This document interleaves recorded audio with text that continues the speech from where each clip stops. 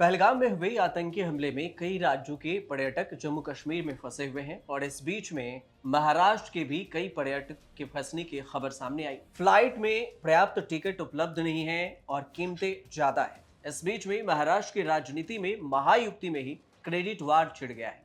महायुति में बीजेपी, शिवसेना और एनसीपी सत्ता में है। अब इस तीनों के बीच में जो क्रेडिट वार है वो पहलगाम से पर्यटकों को महाराष्ट्र वापस लाने की। महाराष्ट्र में पहलगाम में फंसे पर्यटकों को वापस लाने के लिए बीजेपी, शिवसेना दोनों अलग अलग रेस्क्यू ऑपरेशन चला रही है, बजाय एक साथ इस ऑपरेशन को चलाने के। 23 अप्रैल को देवेंद्र फडणवीस ने अपने पार्टी सहयोगी और जल संसाधन मंत्री गिरीश महाजन को महाराष्ट्र में आए पर्यटकों के सुरक्षित वापसी में मदद करने के लिए श्रीनगर उन्हें भेजा गया। वहीं पर शिंदे ने भी इसी मिशन पर शिवसेना के पदाधिकारियों की एक टीम को घाटी में भेजी। शिवसेना की इस टीम में सांसद श्रीकांत शिंदे के निजी सहायक अभिजीत दारकर और डोंबिवली से शिवसेना के उप प्रमुख राजेश कदम शामिल थे। अब इसके बाद शिवसेना खुद 23 अप्रैल के शाम को चार्टर्ड फ्लाइट से शिंदे भी श्रीनगर पहुंच गए। शिंदे के कार्यालय की ओर से एक बयान जारी किया गया जिसमें कहा गया कि चूंकि उप मुख्यमंत्री खुद जम्मू कश्मीर गए हैं, इसलिए सरकार द्वारा किए जाने वाले राहत कार्य में तेजी आएगी। और इसमें यह भी कहा गया कि किसी भी दुर्घटना की स्थिति में शिंदे लोगों की मदद के लिए सबसे पहले पहुंचेंगे।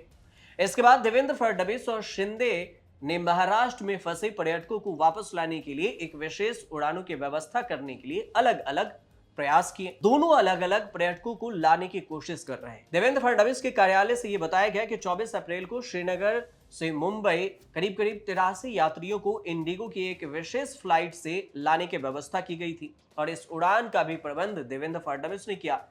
तब तक शिंदे ने फंसे हुए लोगों को वापस लाने के लिए एक विशेष विमान की व्यवस्था करने के बारे में भी केंद्रीय नागरिक उड्डयन मंत्री राममोहन नायडू से बातचीत कर ली थी। मतलब एक विमान से पर्यटकों को ला रहे हैं, दूसरे विमान की तैयारी कर रहे हैं।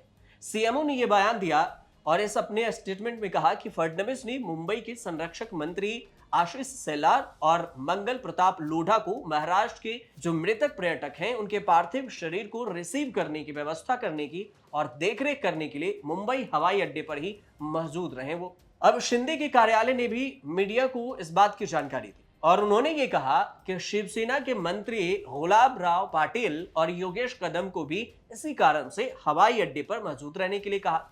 दोनों शिवसेना और बीजेपी के नेता अलग अलग पार्थिव शरीर के लिए हवाई अड्डे पर पहुंचे। इसके अलावा शिंदे ने संजय लेले के परिवार से भी संपर्क किया जो डोंबिवली के रहने वाले हैं। 3 मृतक पर्यटकों में से एक थे।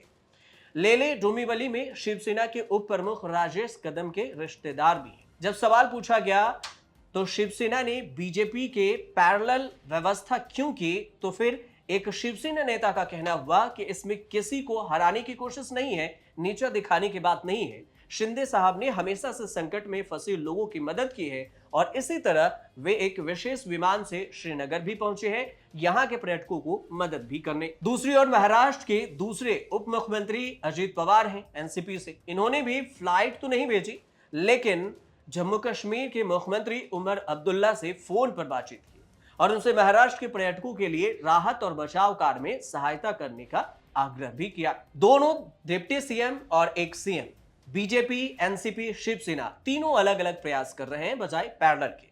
महाराष्ट्र में विधानसभा चुनाव परिणाम के बाद से ही महायुति के बीच में अंदरूनी अनबन देखने को मिल रही है। ये बात और है कि सहयोगी पार्टी ने ये बात खुलकर नहीं कही कि हमारे आपस में मनमुटाव है, कुछ डिमांड है, लेकिन जब से एकनाथ शिंदे की जगह देवेंद्र फडणवीस को सीएम बनाया गया है तब से कुछ न कुछ अंदरूनी अनबन देखने को मिलती ही रहती है। आपको ये भी बता दें कि पहलगाम आतंकी हमले में 28 लोगों की मौत हुई है। कश्मीर में सुरक्षा के लिहाज से चप्पे चप्पे पर सेना की तैनाती की गई है।